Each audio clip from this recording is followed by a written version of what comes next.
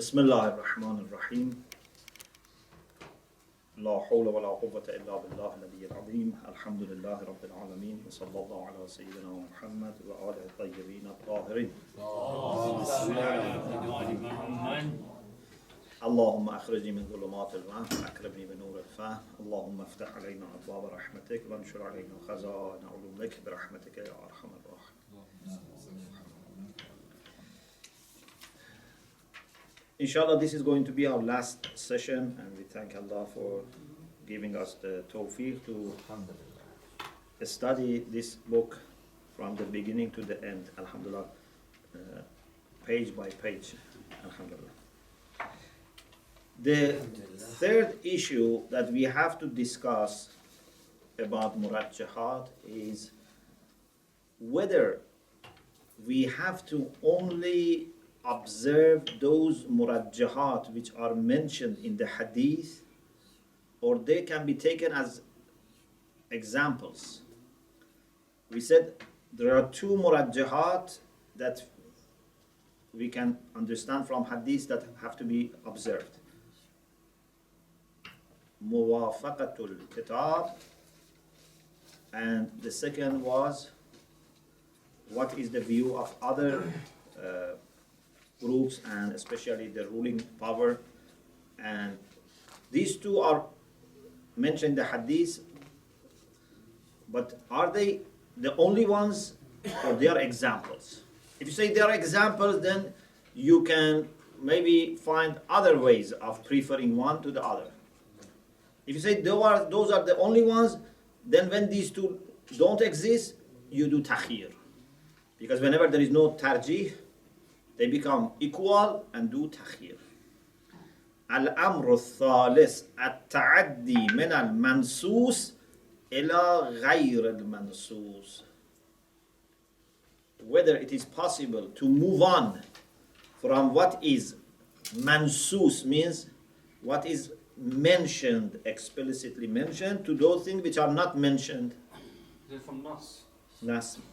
Mansus means mentioned. قد عرفت,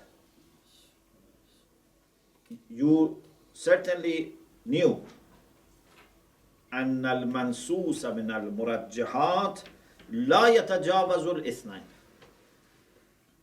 Those which are acceptable and are mentioned in the hadith from preferences are two: موافقة الكتاب ومخالفة العامة. And we explained what does this mean. هل يجب الاقتصار عليهما والرجوع في غيرهما إلى أخبار التخيير أو يجوز التعدي من المنصوص إلى غيره?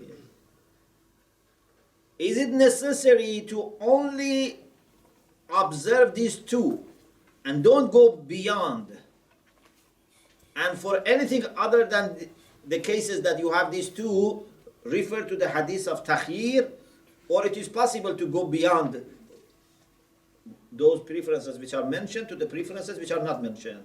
فَيُعْمَلُ بِكُلِّ خَبَرٍ ذِي مَزِيَّةٍ.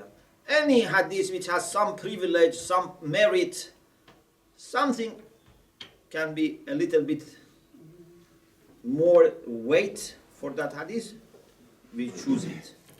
وَلَا تَصِلُ النَّوْبَ إِلَىٰ أَخْبَارِ التَّخِيرِ.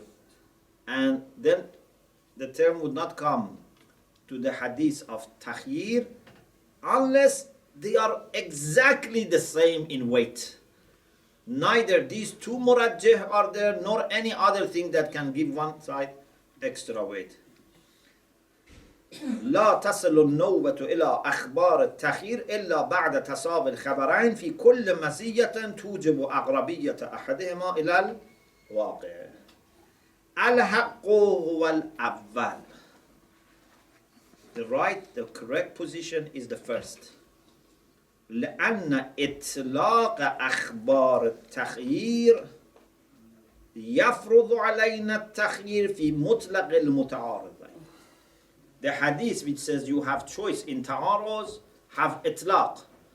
In their itlaq, itlaq, is generality which is not from text, it's from muqaddamatul hikmah.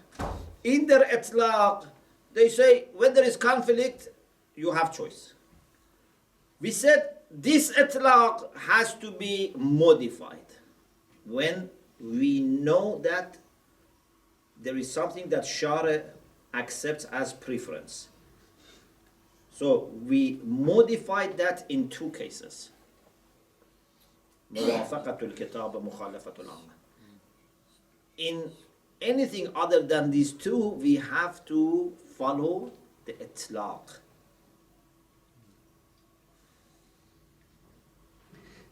لأن إطلاق أخبار التخيير يفرض علينا التخيير في مطلق المتعارضين. In all متعارضين says you have choice. Whether they are equal or not. سواء كان متكافئين أم غير متكافئين. خرجنا عن إطلاقها بالروايات الترجيح. Because of the روايات الترجيح, we said no. If there is مرجح, we have to give up choice. If there is مرجح. أما في غير موردها, when the روايات of ترجيح would not address and include فالمحكم هو أخبار التخيير. What is حاكم, what is made as governing, is the أخبار التخيير. فلو كان في أحد الطرفين مزية غير منصوصة فالتخيير هو المحكم. If in one of the two sides there is maziyah, there is a privilege, but it is not something that Ahlul Bayt have mentioned as a preference, then we just follow takhir. So, conclusion, the outcomes of our discussion. First, if the conflict is pseudo conflict, something that does not remain, you said, this is very easy. If there is jama urfi, like takhsis, like hukma, like wurud, taqdeem al-adhar al-zahir, takhassus, we said there is no ta'aruz. Ta'aruz is quickly fixed. Do you remember? Yes. And we said all these cases are jam. There is jam ad-dalali. There is something that Urf accepts as a solution to bring them together.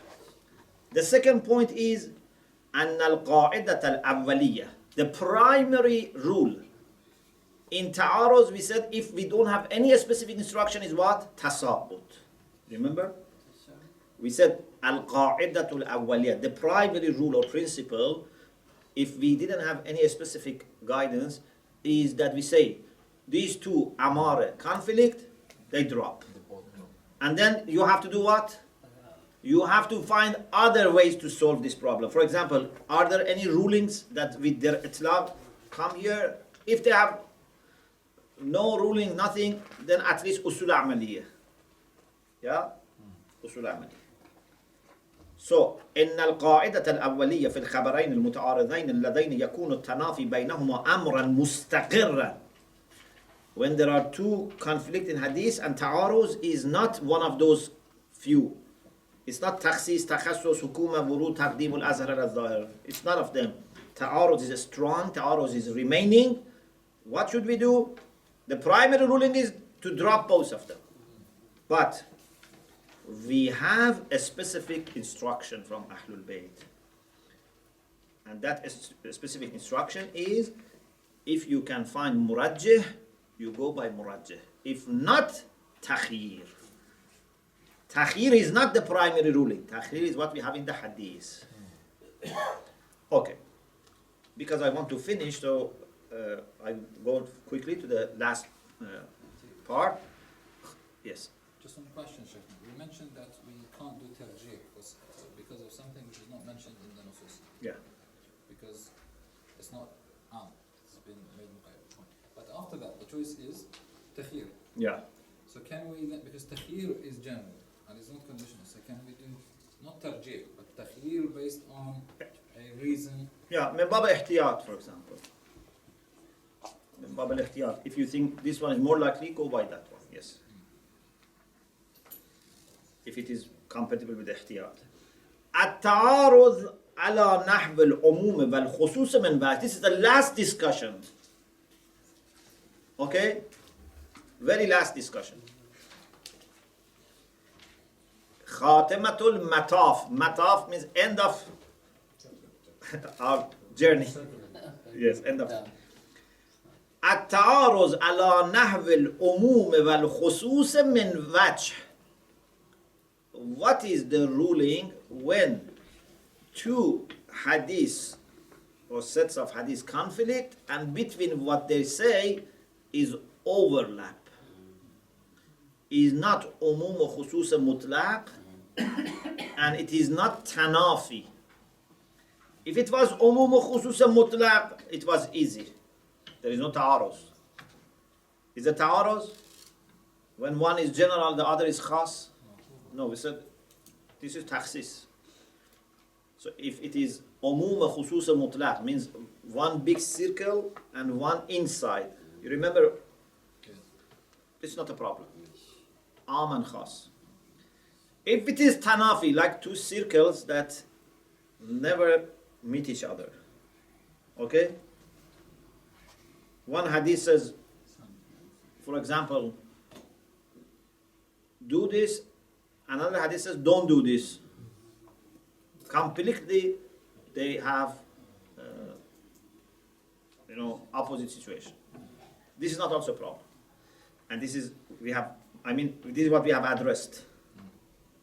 Ta'aruz in this sense we have addressed. The only remaining question is, what should we do if two hadiths conflict by overlapping? For example, one says akram al-ulama, another one says la tukram al-fussaq. Not la tukrim al-fussaqa min al-ulama. If it says la tukrim al-fussaqa min al-ulama is am khas and no ta'aruz. Jami' urfi. But it says akrim al-ulama, la tukrim al-fussaq. The two circles overlap where? In alim fasiq. When there is alim fasiq, they overlap. Akrim al-ulama says you should respect these people. La tukrim al-fusaq says you should not respect.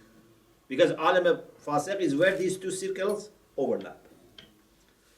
Or for example, another example. Let us give you an example from fiqh. For example, there is a hadith, suppose, which says any animal that cannot be eaten, okay, then its azare, its waste is najas. Okay? Najasatu azarate kull ma la yu'kalu lahmu. Animal, birds, anything. Another hadith says the waste of the bird is clean. Where do they overlap? The bird which is not eatable. The one which says azaratu kull ta'irin tahir, making that azara tahir. But the one which says azaratu kullu ma la yukal lahmu najas makes that azara najas. So there is overlap. Is it clear? Yeah. So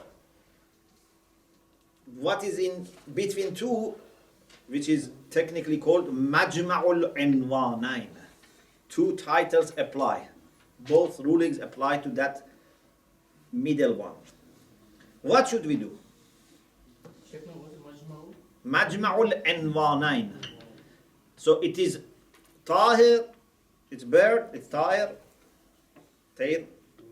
but it is also ma la yukal lahmu.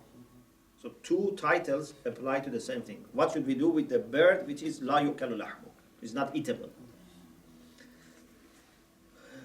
Ayatollah Subhani says, لا شك في انصراف الروايات التخيير عن المقام. He says those hadiths that say you have choice in ta'aruz would not include these cases. Why? Because what comes to our mind, what is mutabadir, when, for example, someone says, like Hassan ibn Jahm asked, يجيئنا الرجلان وكلاهما ثقة بحديثين مختلفين. What comes to our mind is that the ikhtilaf is in all their meanings, like tanafi, two separate circles. This mukhtalifain, when you hear, brings to your mind two cases that are completely separate. But if it is like overlap, what should we do? So please listen carefully. Can I use board?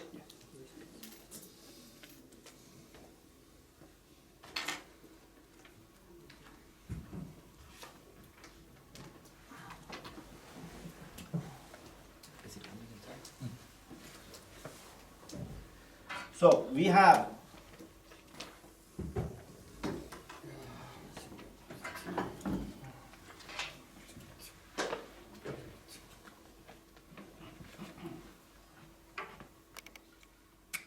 suppose two hukm, two hadith. One is عذرة كل طائر طاهرة. The waist of every bird is clean.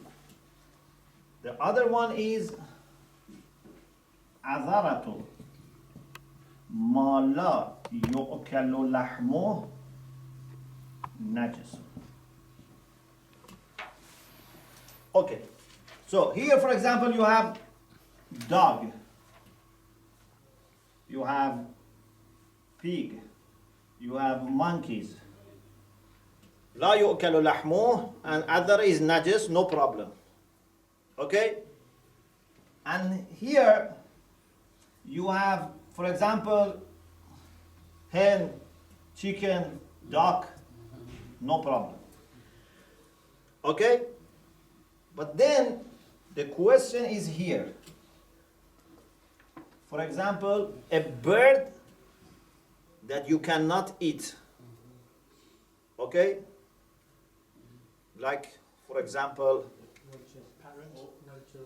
like, yes, like parrot, like, for example, eagle, this type of birds. If we want to act according to this, the waste becomes clean. If we want to act according to this, becomes najis. So you see there is a conflict in this area about a bird which is not eatable. Okay? So you have two areas.